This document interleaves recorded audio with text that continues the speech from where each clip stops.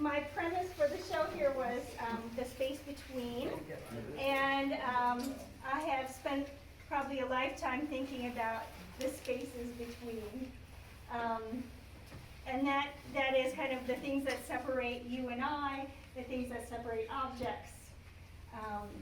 I've just been fascinated by that kind of definition of what we do, and it's useful, right? Because we can say, that's mine, that's yours. This is one object, that's another object. It helps differentiate. But I did ask the question, what if there were no walls and no doors and no space between us anymore? So that's something you can kind of ponder as I talk. So the space between is that undefined space. And so stairs and elevators, and where you say is on the surface of the water, is that the water or is that the air? And there's also mental space between, where you say, I lost my job, now who am I? Right? And you're stuck in that zone where you go, I'm uncertain. I knew who I was before, but now I don't know who I am anymore, and I have to reckon with that. I have to reckon with what is essentially me versus what was that job, and what do I want to be going forward. So I think you get a sense of what I'm trying to get at with this. I thought it is useful because somebody always wants to know how I make some of these things, so I thought I would start with just talking about the process that I use for making these two pieces. These are etchings, and so I use a metal plate. This is a zinc plate, and I cover the zinc with a paint or a resist, and then I scratch through it with a needle, and then I put it in acid, or I use electricity to etch it, and that will bite into all those lines that I've drawn. Now to get tones, I mist the surface of the plate with spray paint, so I make little tiny dots with spray paint. And then when I etch it, it etches around all those little dots. And the longer I etch it, the darker the tone will be. So when I'm all done, I get a plate like this, and you can see I've wiped it all at one time, which is absolutely insane, but that's me. And I wipe the various colors, and I try to keep them away from the other colors and just mix them exactly how I want them. And then after about 2 or so hours, I'm ready to make one print and hope that it works. So I use dampened paper so that it's nice and soft. I run it through the press.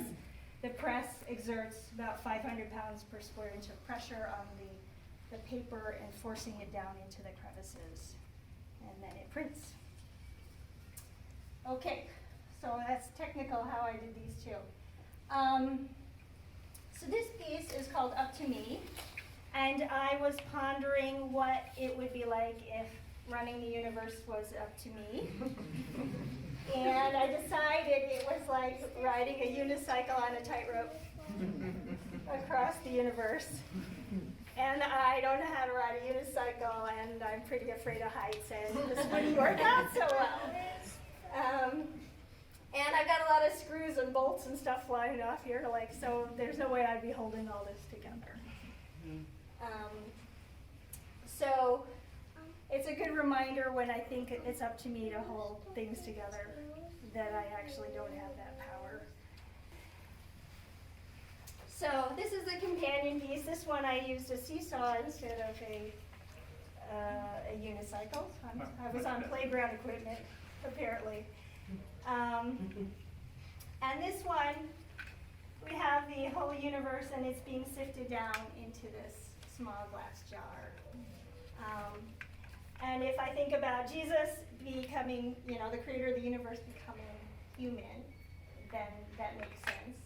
He's taken the entire knowledge of eternity and putting it in one little glass jar. But we're also promised that ability to have.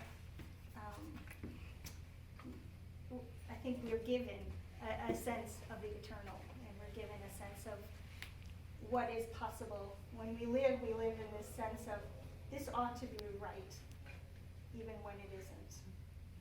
And I think that's what I see as that little pile of gold dust in us. And I think of us as these little fragile glass jars. We're small and vulnerable.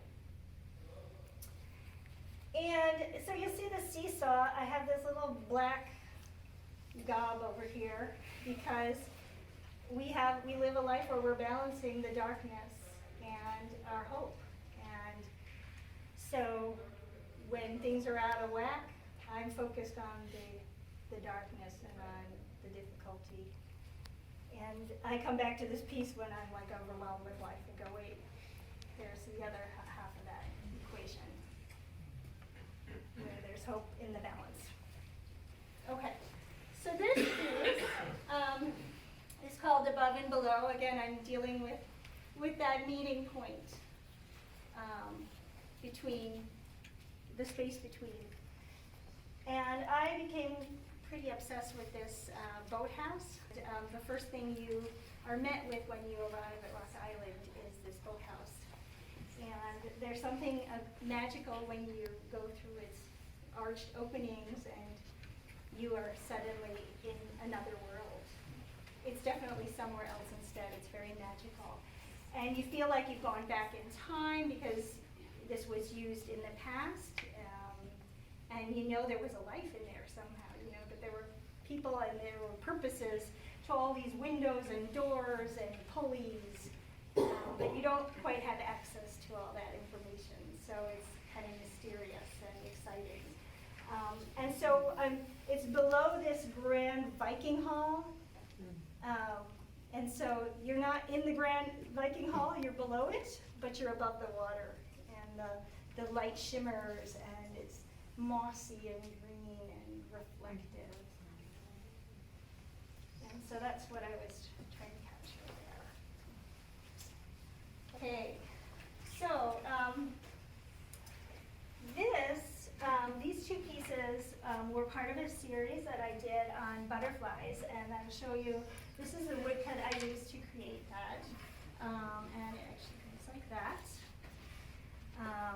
And so I found this butterfly, it was dead on the beach, and it kind of became a stand-in for how resiliency in life, because it died like mid-flight, as if it wanted to flap one more time and couldn't. It had many forms for me. I took it through 26 stages, this print. And I brought these two because they speak to what my topic in this,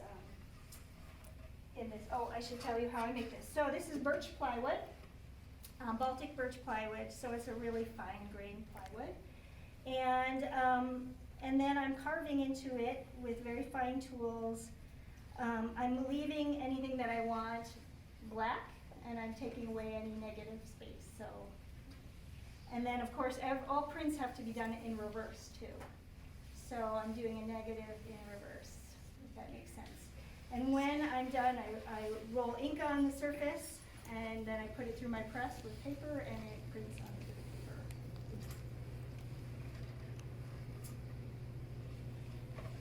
paper. Okay, so this piece is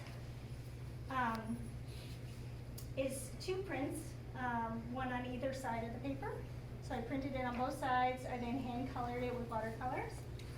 And then I took a pair of scissors and I cut it up, but I left it attached in one corner so that when I let it loose, it just kind of dangled down. And I was thinking about how through those moments of loss and the spaces between, we feel like we've been shredded,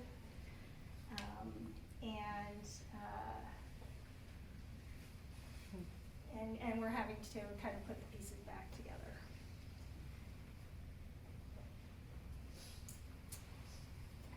So,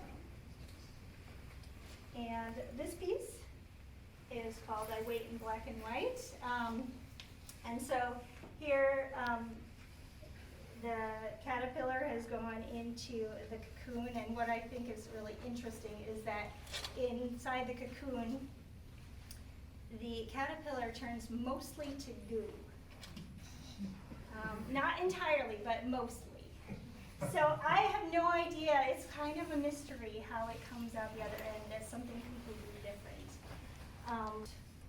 So I think that's really fascinating, like thinking about how in those times of transformation in our life, because we have lots of those, you know, what things get discarded and what things get magnified. And in our gooness, we don't lose everything. That's so rich. And so I thought I would read this poem. I was going to read a poem way back there, but I didn't. Okay, so this poem for this piece. I wait in black and white. No eye can see me, nor can I see, blind to what I was or who I am to be. A doodle by unseen hand unfolds, undoes. Behind a silent shroud, time ticks in gossamer threads webbed upon my unformed brow, while growing pains protest for a chance at flight. One person's fear of change is another's denial. But for those who lean into possibilities, there is the thrill of adventure. A dying seed in patient darkness is reborn a giant tree or simple flower. Rousing courage before I wake, I wait in black and white, dreaming of unraveling in color. I think one more thing I want to say is that if you think about it, there is no defenses for the cocoon. And that's another thing that I think a lot about, is that this caterpillar has gone in there, it can't see what's going on outside, and it has no defenses. And it actually has absolutely no idea what it's becoming. It just knows it's got to go and do this.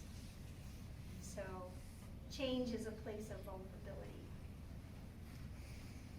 Okay. So this piece is called Holding On or Letting Go.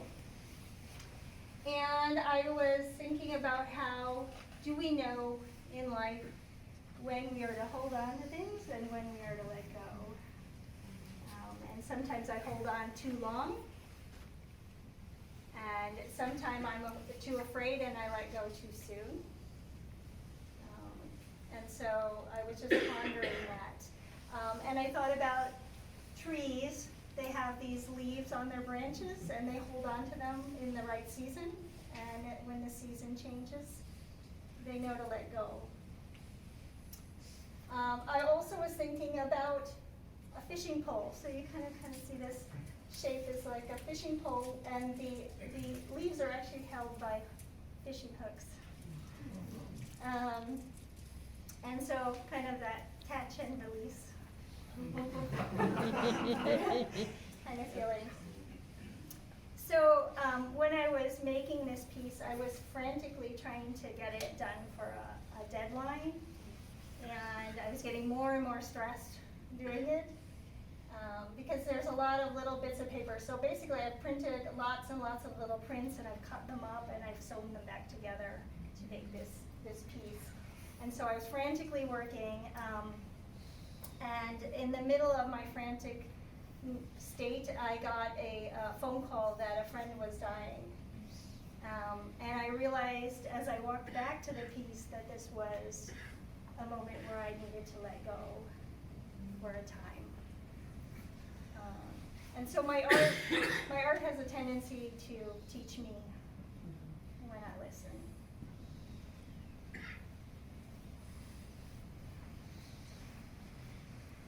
Okay, so these three pieces ended up kind of going together, but I wanted to talk about them in this order because this is the order in which I created them. So when I started this series, the only words I had in my head were fall leaf chainmail. And I thought, okay, that's so bizarre.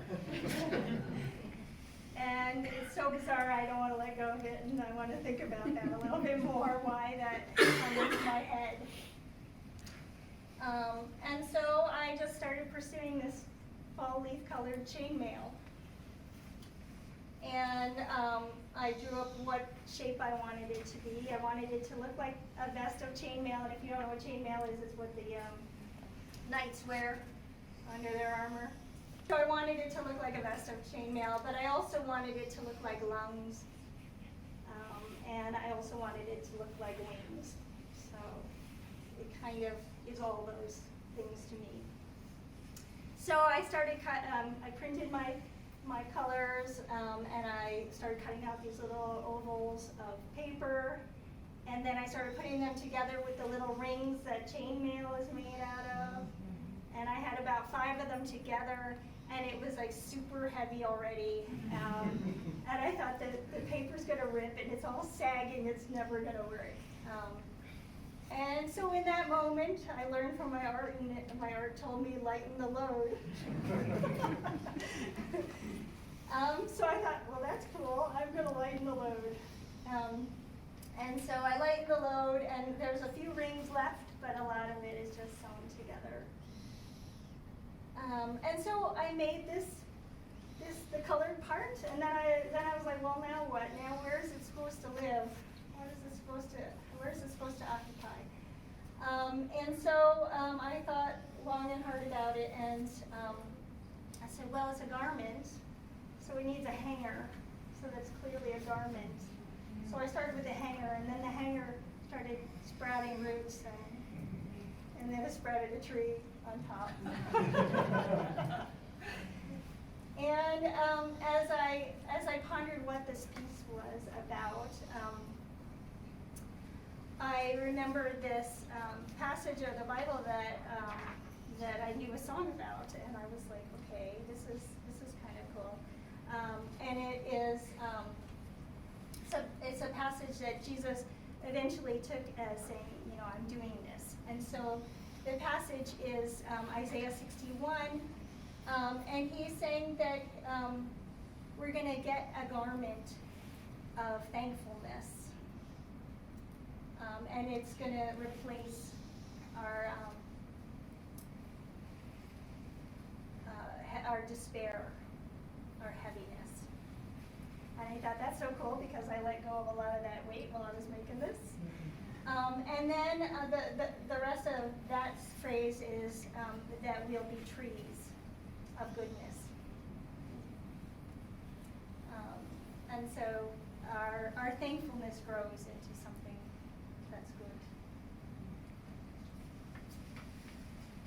All right, so then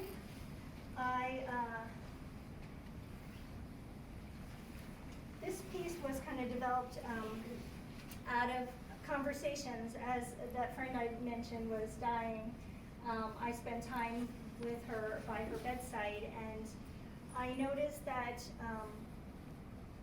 she was starting to have to look like she was somewhere else. And I started asking her, what is it that you're looking at? And she said, oh, I was just talking to my mother who passed away. And so I realized that she was seeing something I couldn't see, as if there was a line that she was seeing past that I could not see past. And that started having me ponder, how close is life and death? And there's a permeable membrane that we will eventually cross. But for those of us on this side, we can't see what's on the other side. So I feel like in this piece I'm speaking of mysteries that I don't know much about. So I kind of tread lightly, going, I don't know answers. I only was trying to approach something that seemed hard and interesting and mysterious. So I knew what I wanted 2 realms, and that this is Earth, and that these. So I started thinking about Earth. It's round. It's an orb, and I thought about this sphere that I saw one time that was reflective. And I saw these bottles reflecting on the surface of it. And I thought, this is so cool to see these bottles because they kind of occupy it, they kind of bend around in the space. And so that became my symbol for Earth, and all these become the peoples of the Earth. And these people kind of end up being kind of more in darkness, kind of lost in the Earth, kind of distant, kind of far. And then these bottles start to become animated and filled with color and light. And then this orb is separated by this very thin line.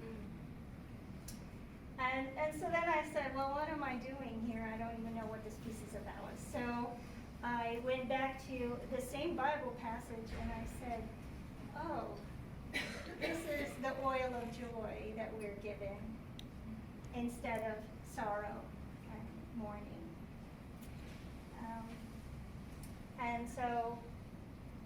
And so these people are kind of emerging from that difficult place of loss and finding that oil of joy.